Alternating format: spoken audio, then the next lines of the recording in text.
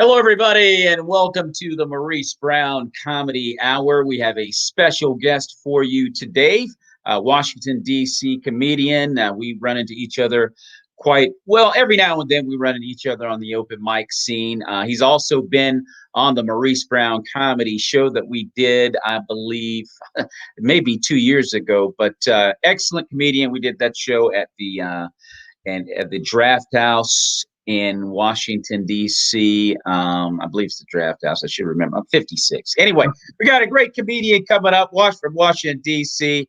Very funny guy, and he's the master of many voices. Ladies and gentlemen, please welcome to the show, Mr. Todd Fleming. Hey, what's going on, Maurice? How you doing, sir? Everything's great, Todd. Everything's great. Glad to have you on the show, man. I tell you, how long ago was it when we did that show?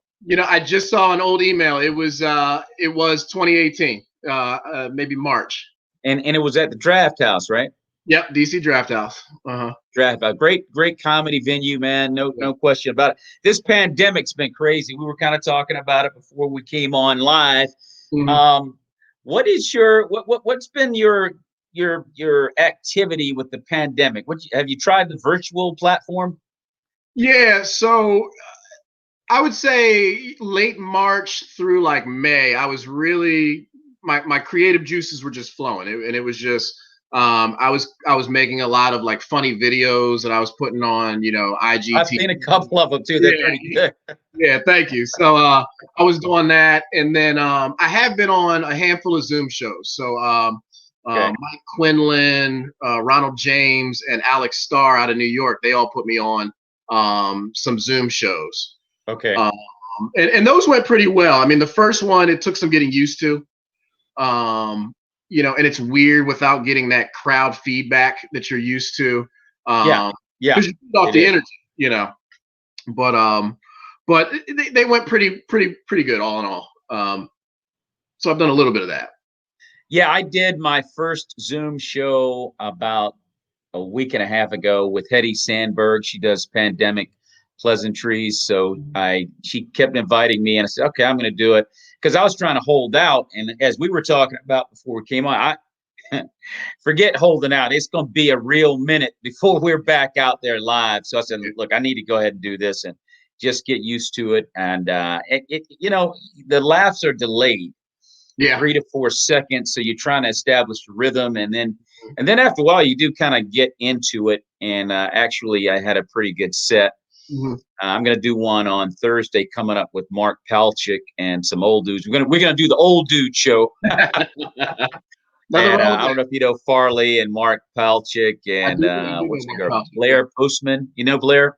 Yep, I know Blair. Very funny. Very funny. Yeah, she's hilarious. Yeah, and she's gonna headline, and so it's and 3 or 4 other old heads. So that's gonna be fun. So, but I'm just gonna go ahead and try to get back into the swing of it with Zoom. Like, you can do shows in Chicago, LA, New York. Heck, I could meet some folks over in Italy and do stuff. I mean, if they speak English. So that's actually an advantage. That's like a huge advantage that we didn't have.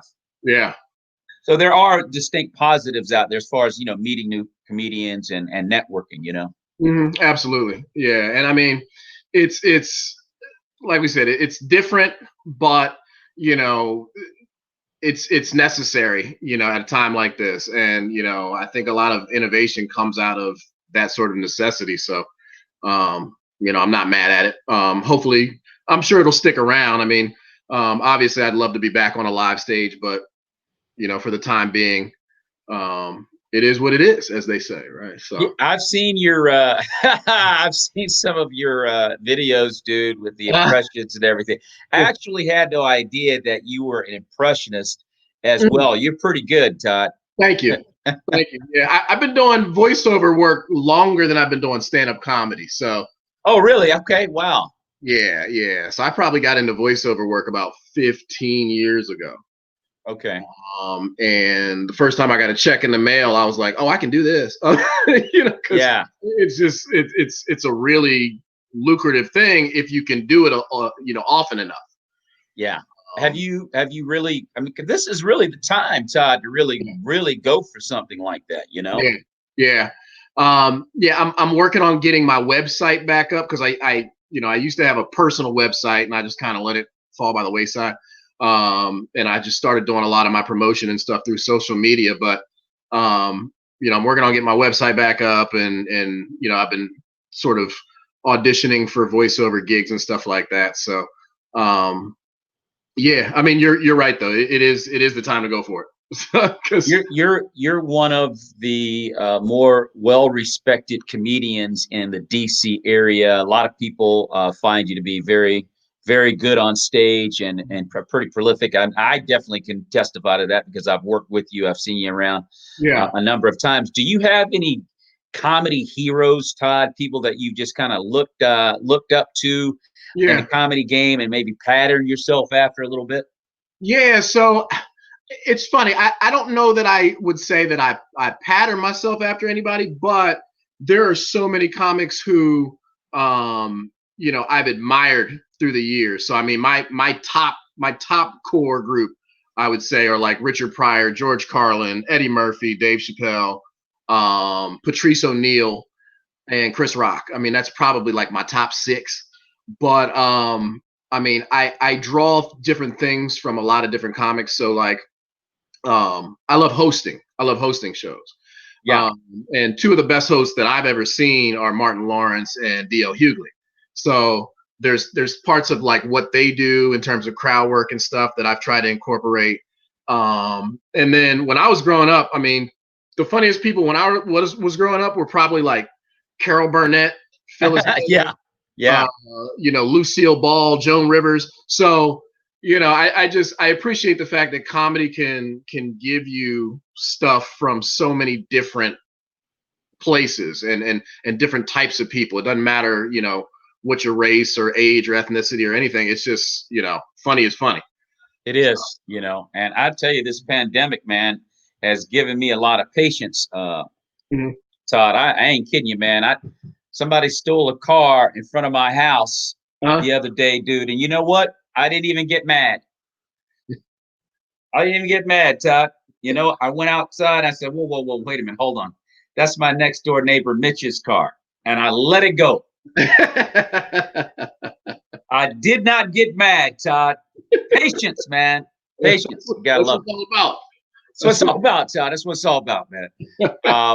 But yeah, man. So have you ever? And you're younger than myself. I mean, at least by a good 10 or 15 years. But have you ever listened to Richard Pryor or George Carlin, Steve Martin? Have you ever watched those guys? Oh, absolutely. I'm a huge George Carlin fan.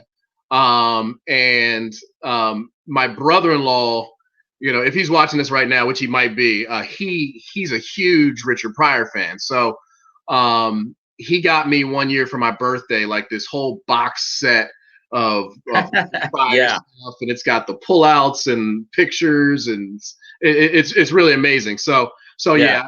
yeah, definitely guys that I watch, and Steve Martin as well. Dude, I tell you right now, when you look at what's going on right now in America, dude, with this social and racial injustice stuff, but I'm on the Richard Pryor tip though right now because I remember when I was 16, I was in a car, North Carolina. I'm from the antebellum South, dude. Yeah, Born and raised, Jack. yeah. And so I'm at the like me and my buddies are in a station wagon, like 7 deep, listening to Richard Pryor live in concert, right? Uh-huh. And we're laughing our heads off, man. And then all these good old boys pull up beside us. They're in a pickup. I mean, the typical description of good old boys in the South, right? And they like 6, 7 deep. Yeah.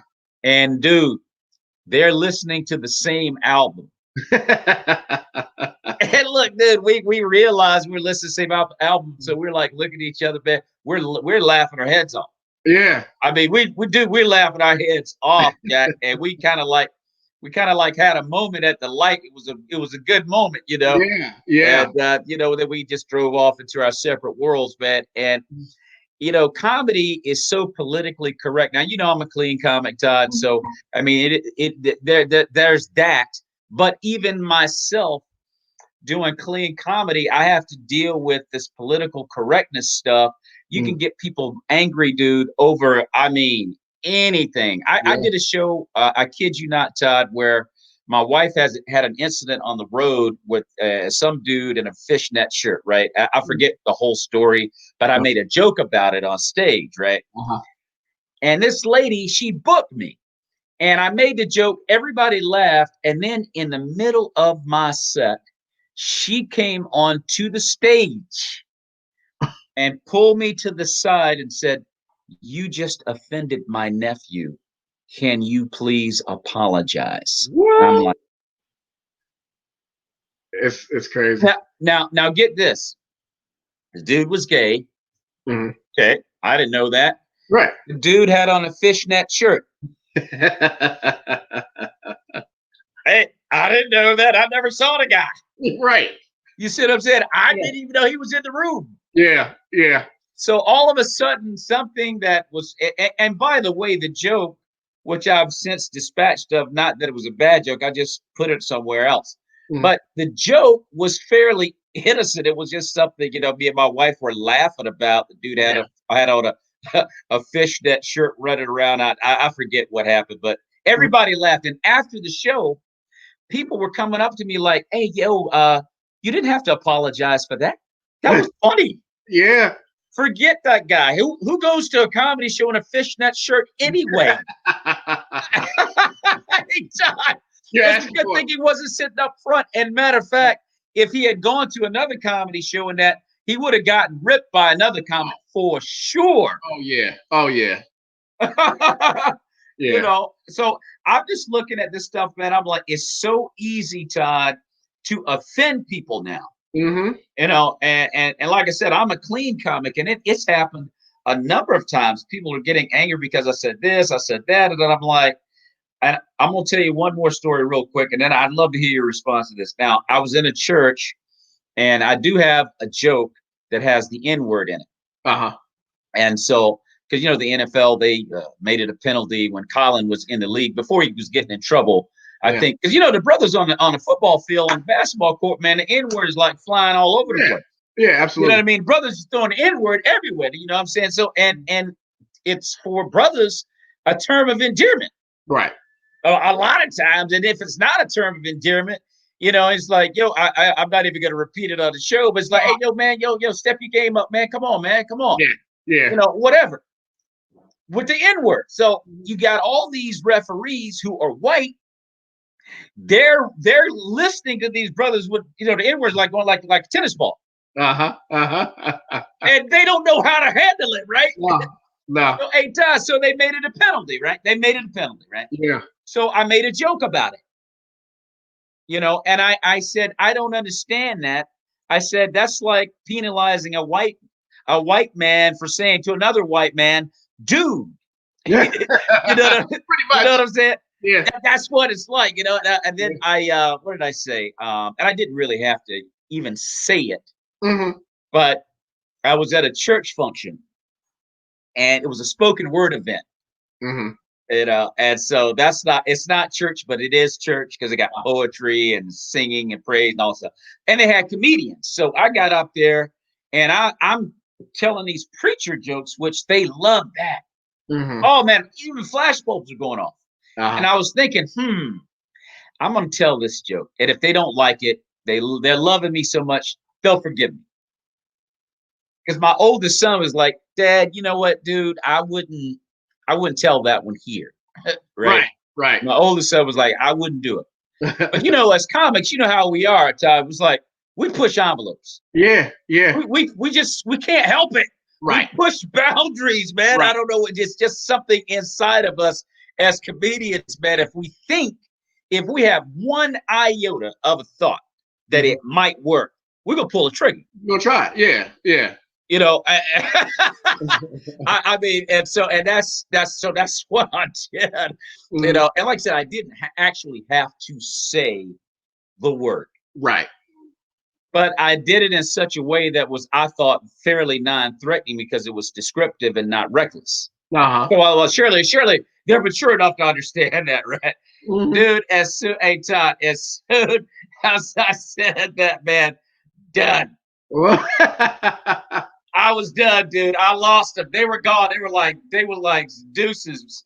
We are out. I mean, and I had like another 20 minutes left, dude. Oh And man. man, hey, yo, Todd, man, they were done with me. And okay, now let me rewind real quick. Mm, I don't think I should have done it. mm, I'll give that. I'll admit that. But I do feel a little disappointed that grown Christian folk can't be a little bit more mature than that. right. Yeah. I could be completely wrong, but I'm like, come on, this is a real world we live in, y'all. This stuff is happening. Yeah. You know what I Yeah. mean? And when I tell that joke in the clubs or the open mics, 90% success rate. Uh-huh. And so the same people in that show or at the event, a lot of them would be at an open mic and they would laugh. I did that joke at a deaf comedy jam room. All nothing but brothers in that, man. They was using every word in the book. The whole room broke up on that joke. Uh-huh. But I bet you some of them would have been at a spoken word event. Yeah, yeah. If it what it is they don't they don't want to be judged for laughing at the thing that they know is funny. Yeah, So they have to pull back. It's almost like the reason why most comedy shows are done with the lights dim is yeah, because if somebody says yes. something off color, they don't want you to see that they're laughing, even though it's funny. Yeah, Oh yeah. Oh my yeah, gosh, it is. It's amazing how people will do. That's a good point you make too. Some people will mm, like hold back laughs. yeah. I went to an all white show in Northwest. It was at the Wharf, what at Union Stage. Jokes on Mhm. tap. Have you ever done a show over there? Not no, not there specifically. All white show, Uh, elitist political crowd, 25, 35 age demographic. Right. I'm mhm. talking about blackface. I'm doing the Ralph Northam deal when him and his boy, the aide, the attorney general, and got in trouble, right? And I'm Mhm. going on him, but I'm having a ball. And I did that set at Havana Village the Uh-huh. week before, and it was great over there because you got a whole different demographic. At Yeah. Havana Village, you got Latinos, you Yeah. got brothers, people just Right. working class folk, everyday people, Mhm. not over here. So man, I Right. started doing that joke over there, man. They were not feeling it at all, dude. But I saw a couple of guys, they thought it was funny and they were holding their laughs though because the Mhm. other people weren't laughing. They didn't like it. Yep. And I said, man, what is this? This is crazy, bud. But anyway, I've run my mouth on. I'd love to hear your response, though, to this political correctness environment we as comedians have Yeah. to navigate through. Yeah. It's a crazy it's a crazy environment. I've been approached a couple of times, and you've seen my. I'm not a really controversial. I'm No. not out. Cussing, but Yeah. every now and then you say something that just strikes somebody the wrong way. Usually, what'll happen is I'll say something, and people will come up to me afterwards and say, "Hey, man, you're right. We are racist out there." And like I'll tell it. I have a joke that I tell about performing in Carroll County, Yeah. and and at the end of the show, somebody will always come up to me and they'll go, I'm from that town. They're like, we really are racist. You got that, and I'm like, Right. but I had a show out there one time, and the show went really well. I was the only black thing in there, right? And Yeah. when the show ended, this guy came up to me and he goes, man, I got to tell you what, man. He's like, you were super funny.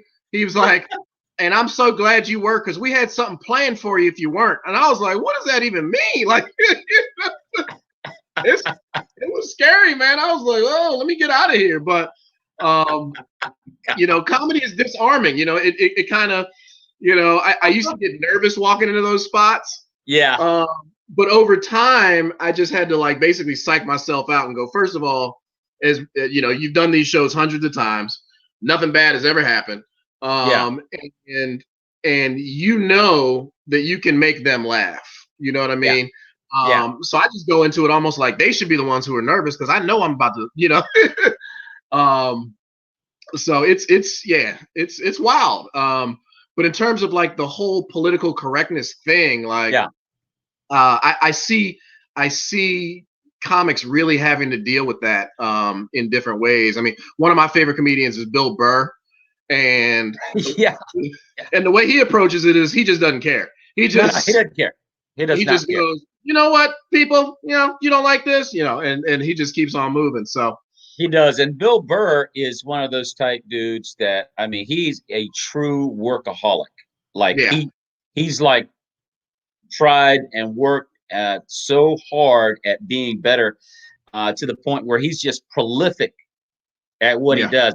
Bill, did you see what he did in Philadelphia? What the show he did in Philly? Oh yeah, yeah, I yeah. mean, Philadelphia is probably, no offense, Philadelphia, I love you, but Philadelphia has got to be the meanest city in America. Yeah, it's definitely The yeah. people in Philly, dude, are angry, Jack, and I understand. My wife and I went up there last year. There's nowhere to park. I Hmm. mean, people are on top of each other in Philadelphia. I get it. I know why you're mad. I got Yeah, mad, but anyway. yeah, So he's up there, man, and the crowd, the Philadelphians, they're berating every comic that went up there. yeah, And Bill Burr got up there, grabbed the mic, and he just attacked him. yeah. It's the most He epic just rant I've ever heard. it was the most epic rant you'll ever hear, to the extent and point where they loved him for it. He won Yeah, that crowd over by destroying them. yeah. You It was know, brilliant. oh man, brilliant! You talk about brilliant, but because he just got on Philadelphia's level. Like Bill Burr is already on rant time anyway, Yeah, yeah, and yeah. he's a brilliant comedian. But no, and I mean, I don't know how he. I mean, Bill Burr just doesn't care when you get on that level. But Jerry Seinfeld said he's not even going to do another university because of the political correctness stuff. Yeah, You know, people yeah. getting all upset and their feathers ruffled and whatnot. Hmm. Um, so it's just a difficult situation right now. But I don't care, really. I just try to swim through it, and most of the time I'm okay with it. If people get Hmm. mad, just like one thing I'll never do is that N-word joke at another church. I'll never do that. That was bad, Todd. Oh, Todd, it was so bad, dude. My wife and my kids, man, they were right there. And see, I could take it, but I don't like putting them through that. You know what I mean? Right. It's like, okay, Yeah. all right. I can see that, the people here are just not, trying to be with that because they got these masks on. When people go to Yeah. church, they put a mask on. Yeah. They're not Yeah. real. No. It's all a facade. As soon as they walk out of that parking lot, dude, it's on like Mhm. Donkey Kong. You hear what I'm saying, Yep. Todd? Yep. Yep. As Yep. soon as they walk out of the parking lot, man, it's a Yep. whole other world. So I mean, I know that I was wrong, but I just hate when people are two-faced, man. It's like, man, come on, let's be grown up about this. It's not that bad. But anyway, so Todd, Todd, what is your writing process like, Todd? How do you formulate your jokes? So it comes in different ways for me. Sometimes I don't even write my stuff down. Yeah. What'll happen is, and it's usually when I'm in comedy mode. So if I have a show that night, right? I'll just be walking around my place, right? And I live by myself, so it probably would look insane if you're an outside observer. But I'm just walking around like saying these jokes in my head. Yeah. Um, and then, usually I'll come up with my first two or three jokes for that night, that day, you know. Okay. Um, Now sometimes I'll record things that I'm thinking so I can look back at them just in case I forget. Um, but I'm more of a stream of consciousness, I just go, oh, that's funny. And then, I'll try it. And if it works, then I'm like, all right. And then I'll keep working with that joke. Yeah. Um, so I mean, I have material that I've never even done on stage. Like I probably have 6 or 7 of those little notebooks, and I got probably hours of video and audio files and stuff like that. And but if you've seen me before, you probably think I have the same 15 minutes. No, so, but so Right. Yeah, but one of the cool things that I've been doing lately has been writing. And I've been putting Okay. a lot of stuff like on social media. Um, and most of it's actually been serious writing. It hasn't really been comedy writing, but sometimes I'll try to inject comedy into whatever it is that I'm doing. So I've gotten a lot of really good feedback about it, and it's making me think like, hey, I really need to write. So Well, you know um, what I tell you the honest truth. What I have found, Todd, with this pandemic, the fact that because my deal was I was, and I don't even go out enough because having a wife and children, you can't go out like 5 6 times a week. You can't do that. So my wife was gracious enough to say, okay, well, you can go out once a week, maybe twice. So I was doing that every week, mhm, and it's kind of you get into a breakneck pace, which takes you away from the writing process. yeah, And you might yeah, squeeze in maybe a new joke every couple of weeks. I mean, you write, but you just have your routine and you just kind of try new things. But your writing kind of gets constricted because you're so focused on just getting out and doing your stuff, and then you got all these other aspects of your life. So yeah. now that we've stopped, I was talking to a comedian the other day, and she was like, "You know what? It's kind of relieving, because everything is just kind of like mellowed out." And I thought about it. I was like, you know what? The stress of getting to mics week after week after week after week, it's kind of like it is kind of relieving. Yeah, It's kind of relaxes you, like, ah, yeah, yeah, it's like you don't want to stop, but you need it to stop. You need it to yeah, chill out. yeah. And so in that, Todd, I've had more time to write. Hmm. And so my writing process has just gone way up. Hmm. It's like I've created so many new jokes that I would not have had this pandemic not occurred. Right. Yeah.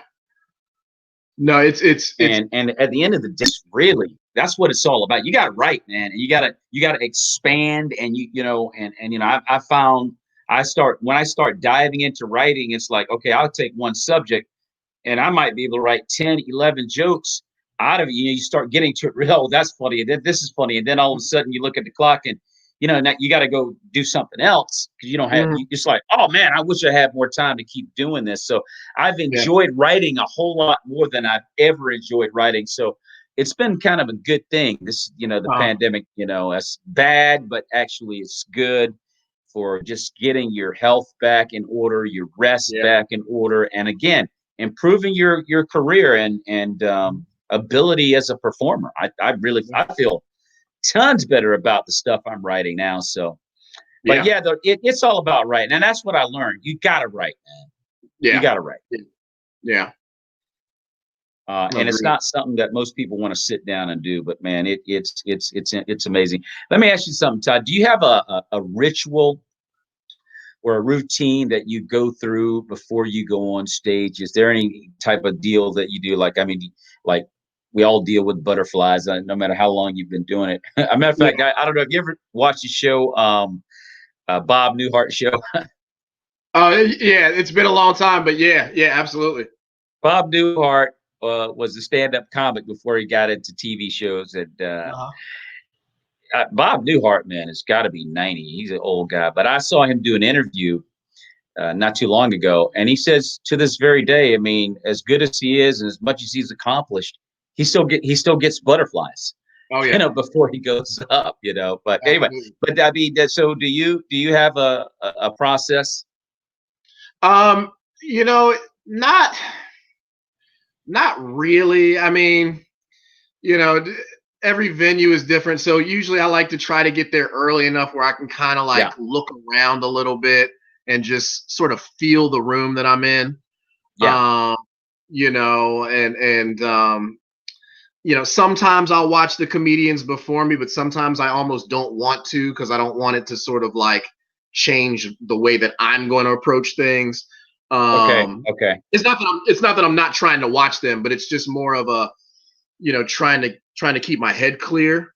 yeah, And but I mean I agree with that. Like butterflies they're almost necessary. You know, it's almost like you Yeah. have them. And I don't know if you've ever had this happen where you're physically sick right before the show starts. You're physically like sick, and Okay. then as soon as you grab the microphone and you tell the first joke, it's almost like it leaves. It's like the adrenaline forces the illness out, you know, just for that 20, 25, 40 minute, whatever it is. Yeah. And then as soon as you give the mic back to the host, you're sick again. And I had that happen to me at the Ellicott Silly Comedy Festival a couple years ago. Okay. I was doing the show and I hadn't eaten in like 36 hours or something. I don't know Oh my why. God. So I walk up to the stage and I'm sweating profusely, and I actually grabbed the mic and my hand was shaking because my blood sugar was just off. Yeah. Yeah. And I went up and I did my thing, and when I came off, people were like, "Oh my gosh, you were so good!" And I was like, "I was about to die. You actually have no idea." But you know, it's Yeah. just you get that performance health, and you know, it just kind of pushes you through. So Yeah. Absolutely. I don't get as nervous as I used to, I don't think, but you know, sometimes usually when I get the most nervous is when there's people there that I know. Okay. If I'm in front of strangers, I just tell myself, well, it doesn't matter. I'm never going to see these people again anyway. So even if I suck, you know, it's like whatever. But you Yeah. know, if your family members are there, you know, you got to see these people again. You know, Yeah. so you don't want to be bad, you know. But but yeah, I don't have like a set routine, but I just kind of try to breathe a little bit and get myself, you know, get myself ready. And um, a lot of times, what I like to do is figure out my.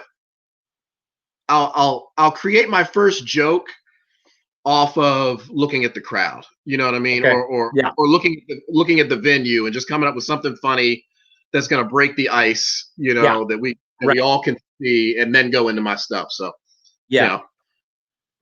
I know Jerry Seinfeld. I saw him do an interview about that, and he said that he said, "Man, sometimes I don't even want to go out there." He said, Yeah, the curtain is about to open. He said, "I don't want to go." yeah, yeah. But I like what you just said about performance fitness, which is what pushes you through. Uh-huh. Because once you get the mic and it's on it like Donkey Kong, dude, it's like it's time to let it rip. So you Yeah. go your mind, your performance fitness. I love that term. It Mhm. just takes you to that place where you're just gonna get it done. It carries Yeah. you. Yeah. And Yeah. because I know before I go on 10 seconds before I go on, I always say to myself, I have no idea how I'm going to remember this stuff. No. No. I'm like, how am I going? You know what I mean? And Mm. invariably, when I grab the mic, it just all comes streaming out. And Yeah. then when I look at the video, it's even more impressive because I'm like, I do not feel the way I look. I look Yeah. composed. I look very sure. I look very confident, like no doubt. Yeah. But I don't feel that way. No. No. No. A lot You of times know, you don't. I don't feel that way at all. The adrenaline's pumping. You're hoping this stuff's gonna work, and oh man, that joke didn't work. Got to hit it with this one, mate. Yeah. Oh man, I'm going good now. Okay, it's so many things going through your mind, Uh-huh. and so your appearance, the audience thinks you're under great control. Right. The audience thinks you got this thing. Uh-huh. They have no idea what's really happening. Yeah. So in the Yeah. mind. So I Well, love I what you think said about that, the performance fitness. yeah, I think it was actually Bill Cosby who said never let them see you working, right? Yeah, Which is basically like, even though you might be grinding it out up there on that stage, yeah, they don't have yeah. to know that. They just Well, think, and oh, you he's know a what? That's why it's a pure art form. I've always, and maybe I'm being biased because I'm a comedian, but I think it's the purest art form that exists in entertainment. I don't you name anything you want to, but I think comedy is the purest art form because what you're pulling off is a masterpiece because you're making it look like you're just kicking it. right, right. You know, you're Yeah. making it look like, hey, it's off the cuff, and you just having a convo with a room full of strangers, Yeah. and you just you just make it look so smooth, but Mhm. yet there's a lot of work that goes into it. There's a lot of Mhm. writing and preparation that goes into it. Yeah. To it as a whole lot of factors that go into that, and to get to the point where you make it seem that way, and Right. people will look up there and go, "I can do that." No, you can't. No, no, no, no, no, no. You can't do that. But a lot of people, they because they see it, and Yeah. they're the life of the parties that they go to, and they can make their Uh-huh. friends laugh and all that stuff, and they think Yeah. they can do it. And what I do, Todd, I don't discourage them. Yeah, go for it, No, me either. Me either. go for it, Yeah. Yeah. because I'm I like go. this. No, I'm sorry. Go ahead. Oh no, I mean, I think we probably are thinking the same thing. Like I'll go, hey man, you might be right. Go ahead and give it a shot. And then they come off and it's almost they look like they've seen a ghost and Oh yeah. Oh and yeah, yeah, yeah, yeah. or they're delusional and they go, yeah, man, and they're walking around and people are shaking their hand and you're like, don't shake his hand, he, he needs to know the truth.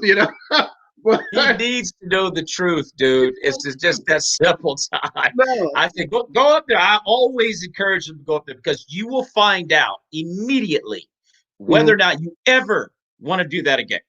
Right. Right. Yeah, it's So that, it's it's like it's like watching the NFL and just you're watching the NFL at home and you're going, I could get out there and play with those guys. yeah. I mean, literally, it's comedy is like would be like throwing somebody into pads and putting them, on the Kansas City Chiefs and saying, "Go for it, man!" Like this is not going to work out well. But and I feel Oh like my I'm at every God. show where somebody does that. That is a great analogy, Todd. That's exactly what it's like, dude. It's Yeah. exactly what it's like. And you will find out. I think that's that experience is the best teacher. You don't have to explain, Todd. You don't have to explain anything. Mm-mm. It will tell you immediately if you ever want to do Yeah. that again. Because the reality is, what motivates us to do it is because it's just something we just want to do. We just Yeah. want to do, want to try to master this or whatever. But just looking at somebody and saying, "Oh, I could do that," or "That's easy," or whatever. I saw one guy, he heckled a guy, Mhm. and he was said, "Hey, man, you're not funny. I could do that. I could be funnier than you." And the guy said, "Come on up and give it a shot." Mhm. And the guy, like a jerk, went right up there and tried to be funny, and he just died. I mean, it was the most horrible experience, I'm sure, in that guy's life. I mean, he suffered for like 3, 4 minutes. People were just looking at him like he was stupid. Yeah. And crickets, man. And he gave the mic back, and I don't think he ever tried that again. So no, it's serious business. But and speaking of serious, I do want to ask you a fairly serious question in light of what's going on in America right now, as I alluded to at the beginning of this Mhm. conversation about the racial climate in America Mhm. surrounding George Floyd. What are your thoughts on that? And do you think everything that's going on right now surrounding, because we got protesting going, people still protesting, man, in the major Mhm. cities in America, and the world is Yeah. appalled at what's happening. I mean, I've never seen. I think it's unprecedented that the world is even ashamed of America's behavior regarding race. Yeah. Do you think all of this uproar and all these things that are going? Do you think that positive, effective change can come as a result, Todd? I really hope so. Yeah, And part of me feels like I've seen this movie before, but yeah, but I do agree with you in that I've never seen it at this magnitude. And yeah. I actually asked my parents because my parents are about 70 years old, and Okay. I said, have you ever seen it like this? And they both said no. Wow. I mean, Okay. my dad was tear gassed in 1968. You know what I mean? Wow. Um, Okay. so they lived through it, and they were like, no, this is something altogether different. So I feel like now that the world is watching, and I feel like the pendulum has sort of shifted. Yeah. Um, to where it used to just kind of seem like it was black folks out there, you Yeah, know, yeah, saying, "Hey guys, they're kind of beating us up and killing us." yeah, And there were some white people who were on board with it, but yeah. I think the numbers and the percentages that you're seeing now are like completely different. I was actually at a protest in Colombia. Some high school students actually put this thing together, and Okay. there were probably, I would estimate, about 3,000 people down by the lakefront, marching. And I mean, even like the police chief, she was marching with us. Everybody had on a mask. And I haven't heard of any upticks in the area from it. And they were making sure that people could distance as much as possible. Um, Yeah. but it was amazing to see. Cars going by with little kids in the back with signs, saying Black Lives Matter. Little white kids with signs that said Black Lives Matter. I mean, it was, uh, Wow. I'll be honest, I got choked up a couple of times seeing it, because Yeah. um, it was kind of like, okay, maybe something will change. And I'm not anti-police by any stretch. I mean, my uncle was the chief of a major U.S. city for years, Okay. so I have police officers in my family and friends and stuff like that. But I do think that there's some fundamental problems with the way that it's done, Okay. um, and the way that it's always been done. And really, the history of policing is if you really look at it and where it came from, it's like, you know, um, Yeah. it's Yeah. it's almost natural that it would be that way. So, Yeah. uh, Yeah. you know, um, Well, I think that, I have a I like what you said about because I think the younger generation, they're more open to unity, mhm, uh, big time. And you gotta love it. And it's refreshing to see how they're ready to step up. yeah, And I mean of all different types of ethnicities, white, mhm, Italian, whatever, yeah, Latino. I mean, these young kids are stepping up. And yeah, absolutely, I have an older friend. I have an older white friend. He's probably 60, and his narrative is similar to other narratives where they are kind of appalled a little bit that uh-huh, their kids 20, 25, 26 are like always talking about Black Lives Matter. Black mhm, Lives Matter, and we need to support this program. And the parents, the older white parents, aren't getting it. Now, does that make right, them racist? No, that doesn't make them racist, but it does make you disengaged, ignorant, and really, quite frankly and honestly, it makes you appear as indifferent to the problem. right, Like, who cares? It's their right, issue. No, no, no, no, no, no, that that's eking you closer to racism, yeah, if not yeah, being tapped a racist. You know what I mean? Oh, yeah, I'm not a racist. I'm a good person. I mean, I think I have black friends. That's that. The old adage, I have a black yeah, friend. yeah. Oh, I've heard it. I've heard it. Okay, well, that doesn't mean anything. But then we have people that are living on that level, and thinking Mhm, that they're innocent. And yeah, I'm like, I think you're missing something here. So it's exposing a lot of things, as we see all this stuff happening. And to go back to your point about younger people stepping up, there are a lot of younger people stepping up. My son, mhm, my wife is Brazilian, so my son is mixed, and his mhm, girlfriend is white. mhm, And he's had to deal with certain things. yeah, Some of his friends think that because he's mixed, some of his friends think that the fact that he has to be aware of certain things, or maybe I might say certain things to him or whatever, they think that it's unnecessary, and he has to like check them, go, hey, yo, my dad's black and I'm yeah, black too. yeah, You know yeah, what I'm saying? And yeah. so, and, Yeah, I and, met your and son. Yeah, yeah, yeah. He's yeah, yeah, yeah. yeah, So it's just interesting. But now he went down to Daytona with her, and I told him to watch your back. We're coming back through South Carolina and Georgia. It just is what it is. I had heard some crazy stories, and I just yeah, wanted him to be careful. And and he even had to educate his girlfriend because she didn't totally get. Of course, she's open to mhm, whatever because uh-huh, she doesn't have a problem with his color. Right. Or if she didn't have a problem, but it's a lot of people out there that need to be educated. And my thing is, I don't know how you feel about this, but that word kind of stumps me too. And I'm like, do you really need to be educated for real? I mean, Right. really? Right. Do you need a Yeah. pamphlet? I, mean, Yeah.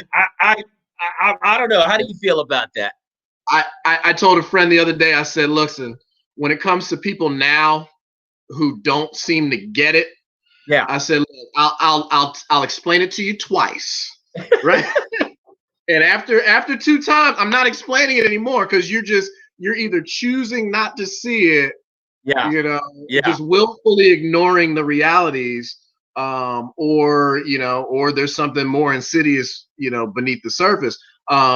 I explained to a friend of mine, and she genuinely wanted to know, because there was something that I posted that she was confused by, and she said, "Well, why do you say that Blue Lives Matter is a racist trope?" And well, they only started saying that in 2014, right after people started saying Black Lives Matter. I said, so Yeah. Yeah. it was a response to Black Lives Matter, Right. Right. If people had been saying Blue Lives Matter for the last 50 years, right, it might be different.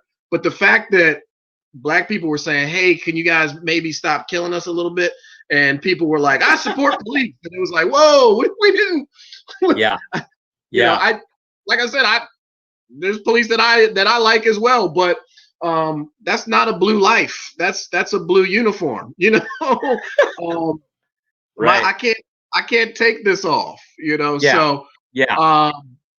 and then the fact that even when they started saying it, I think the actual killing of police was at like a 40-year low. So it was like, is it that you really care, or is it that you just want to shoot down our message, which is, hey, look, because I mean, when Rodney King happened, Yeah. we obviously, Black people have been fighting the problem for way longer than that, and even to bring it to like a performance and a comedic, thought, like every comic and every probably artist that who's Black has said something about police brutality, but yet people still didn't believe that it was going on. It's like, if you think about every great comedian, Chris Rock, Richard Pryor, Martin Lawrence, like all of them have said something about police brutality. Oh yeah. So the fact that people still were like, nah, we don't think it's really a thing. It's like, man, I can't help you. Like, Yeah. Yeah. so, You're right. I mean, yeah. and it's interesting you mentioned Rodney King, dude, because they did a number on Rodney, dude, Yeah. and that was a time when one of the few times someone had like a video recorder out and they record the whole thing. Of course, it kind of changed the narrative, I think, forever on law Yeah. enforcement getting that up there, and also revealed the power of Love Boat. But anyway, hey Todd, let me. but Todd, speaking of law enforcement again, I want to ask you: have you ever had a bad encounter with law enforcement? I've had encounters where the police were kind of jerks. Okay. I've never been like yanked out of a car and beaten or anything like that. And I think a lot of people they look at it and they go, well, there's only this many people who are actually killed by the police, but what they don't take into consideration is like just the encounters, and how even though most of the encounters don't end up, with somebody dead, Right. they're still not the best encounters. So like, I know me and my buddy, we were leaving a club in Baltimore. This is maybe 8 years ago. Okay. And so as you do sometimes when you're leaving a club, we both had to pee. So we're in this Yeah. parking garage, right? Yeah. Yeah. And we both go to different like parts of the parking garage. So we're both peeing. So we hear two police officers come up, and they're like, "Hey son, you want to turn around?" And I'm like, "Not yet. I got to finish up here first." So I Yeah. turn around, eventually, and they tell us to sit on the curb, and they say, "You boys are peeing in my parking garage." And first of all, I'm like, Whoa. Oh I'm like, man. your part, you know what I mean? Like, Yeah. like, Yeah. but just that sense of like, this is mine. You know what I mean? I'm the Sure. law. This is my garage. It's like, it's not your garage. It's the city's garage. And so we're sitting Amazing. there, Utterly and amazing. they go, well, you know what? You know what I think we need to do about this? He's like, I think you guys need to wipe this up. He's Oh like, no. he's like, there's a bucket with some water in there, and why don't you two start scrubbing it up, right? Oh no. You gotta be kidding me, Todd. So my boy's like, because I think I started to get up because I just didn't want to get killed, right? And Yeah. my buddy was like, man, sit down. He was like, we're not cleaning up anything. And the cop was like, what? And he goes, he said, and you know what? If you really think we need to clean this up, then why don't you call? And he name dropped a friend of ours who had an uncle who was a very high ranking officer in the Baltimore City Police Department. Yeah. And as soon as he said that name, they were like, all right, hey, you guys just don't do that again. You know what I mean? And go on your way, right? And they let us go or whatever. Yeah. But it dawned on me that, like, if we didn't have that name to drop, I don't know what would have happened, It would have been trouble, Todd. You guys would have been Yeah. in serious trouble, dude, and you would have been on the other end of police brutality. That's what this. I mean, look, in 1985, a cop stopped me, and no, 7 cops stopped me and my buddy. We were out walking around in college at 2 o'clock in the morning, and jewelry store had been robbed, and they came up on us. What are you boys doing? I said, well, sir, I'm giving them the Bill Cosby thing. Well, sir, we were having breakfast over there at the IHOP, and sir, we are walking back to our dorm, sir. And my buddy, sort of like your buddy, but a whole lot more aggressive, was like, F that. We ain't doing nothing. We ain't bothering nobody. F y'all. You know what they did, Todd? They grabbed him. They picked him up in the air. This is 1985 in the antebellum South in Greensboro, North Carolina. Bounced him off the hood of the car, and then they went to work on him, Todd. I mean, they went to work on him. I mean, boom. I mean, they just beat him up. Yeah. And I'm standing there looking at this, like, oh my gosh, I don't believe. I'm like, oh man, I guess it's getting ready to happen to me next. Yeah. And they said, get up against the car. And the guy just tapped me twice. That's all he did to me. And it was just one. And then he said, all right, you guys going to get out of here. And I'm like, I just witnessed police brutality. Yeah. Yeah. And granted, my friend probably should have used better judgment and hit his words and so forth. But we weren't bothering anybody, and it's all about how you come up on people, which usually elicits a negative response when you come up on anybody the wrong way. Yeah, got everybody has to be respected. Yeah, and you can do your job respectfully. Mm-hmm. Yeah, when I was. Oh, I'm sorry to cut. I didn't mean to cut you off there. No, that's fine. When I was a kid, my dad. I remember my dad coming in the house, and this is something that I put on social media, and a lot of people, had a lot of responses to it. And thanks for sharing and everything. But my dad was out back, and there was a contractor who was building our deck at the time. Yeah. And the 2 police rolled up. And they start asking questions, and they're talking to the contractor, right? And my dad was trying to, tell them, hey, and sir, we're not talking to you, So they're telling this white contractor, that my dad fits a description and that he just robbed somebody and all this kind of stuff, right? And and the contractor is going, he's like, no, you don't understand. This is his house. He's like, I worked for him, and he's like, we're building this deck on his house. He's like, he's been in there all day with his family. Like, he didn't do it, and after maybe like a 5-minute exchange, they finally realized they had the wrong guy completely. And then they, one of the cops gave him like a little half apology. The other one almost seemed, he said, upset that it wasn't him. You know what I mean? Like, it was just like, they were hoping it was him. And, but it's just, You know, these stories, man. I mean, you talk to enough black people, they have a story for you. If you if you talk to enough black people, dude, unfortunately, there's a story. Yeah. There's definitely a story, and it's interesting. Hopefully, things will get better as a result of the reaction by the, again, not just the country, but even the world is getting involved Mhm. with this response this to the horrible way that law enforcement deals with minorities, because this doesn't just happen to Right. black people, by the way. I mean, Latinos go through this quite often Yeah. as Yeah. well. Native um, Americans deal with it too. Yeah. yeah, yeah. So it's crazy. We got like 5 minutes left. I want to ask you real quick, getting back to comedy, real quick. Do you think audiences in Washington D.C. are more challenging than other cities?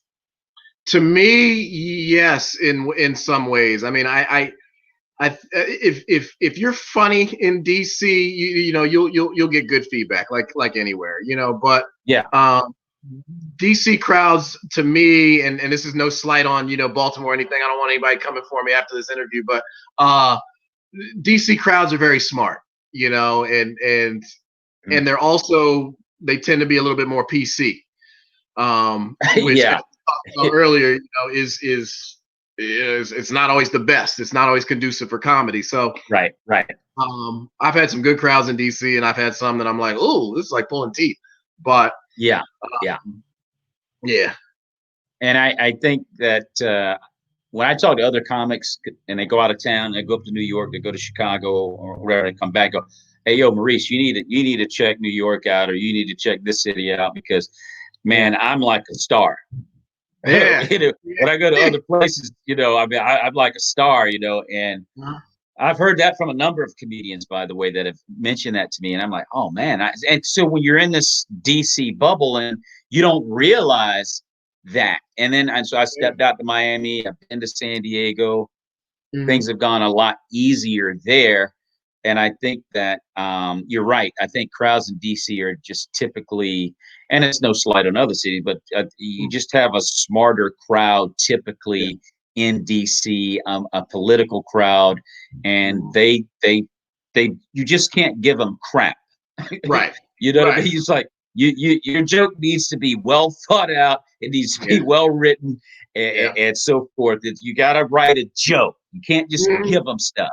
You can go up, Yeah. and I'm not belittling other cities. It's not like you Uh-huh. go up to Philadelphia, man, and just say some stuff, man, and they're just yucking it up, man. Give me another Budweiser. It's Yeah. not it's not like that in DC, No. man. And it makes you a better comedian. Yeah, I It think it makes you does. better. Yeah. Um, but Todd, man, I wish we had more time. But this week we Yeah. killed this hour. It was a lot of fun chopping it up with you about comedy, and hopefully we can get back out there pretty soon. But I don't think it's going to be in 2020. Yeah. I Yeah. don't think it's going to be in 2020, my honest opinion. But I'm starting to take a liking to Zoom. Like I said, there are positives to it. You can meet Mhm. more comics in other cities and even countries. So we'll Mhm. see what happens. Is there any way before we get out of here, Todd, that fans can follow you on social media or contact you for booking? Yeah. So if you go on I'm always on Facebook. So just Todd Fleming on Facebook. Instagram I go by Fox Fleming, just like a sly fox, Fox Fleming. And then I have a lot of I have a YouTube channel. So Todd Okay. Fleming Comedy on YouTube. Um, you can find me that way, message me, whatever. And I'll do your show. Yeah, yeah, good stuff, man. Good stuff. And then just a program reminder to everybody as well. For myself, I'm going to be on Zoom on Thursday with Mark Palchik. Man, I was trying to be cool with my graphics. I can't get up. Whatever, I'll talk about it. Anyway, we got a show coming up Thursday with Mark Palchik and Blair Postman and Farley. We're doing the old head show. Everybody, check us out Thursday, and I got a couple more shows here. I'll get that link up to you on the 3 o'clock show. We got Cynthia Johnson. But ladies and gentlemen, we've been chopping it up with the very funny, talented man of many voices, Todd Fleming on the Maurice Brown Comedy Hour. Hey, Todd, thanks for being on the show, brother. All right, appreciate you for having me. Thanks, Maurice. All right, brother. God bless you. Thanks. Same to you.